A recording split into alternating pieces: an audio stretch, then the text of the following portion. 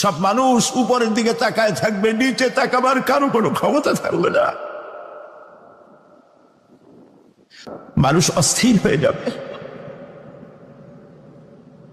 সেই হাসরের ময়দান, বিচারক আল্লাহ রাব্বুল আলামিন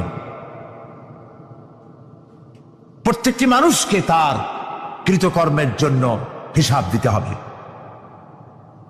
আল্লাহ রাব্বুল আলামিন বলেন, পরকালীন জীবনের ব্যবস্থাপনাটা কেমনে হবে শোনো।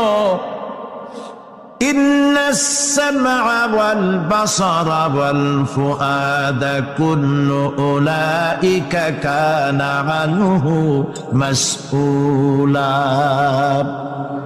কিয়ামতের দিন প্রত্যেকটি মানুষকে তার শ্রবণ সম্পর্কে, তার দৃষ্টি সম্পর্কে,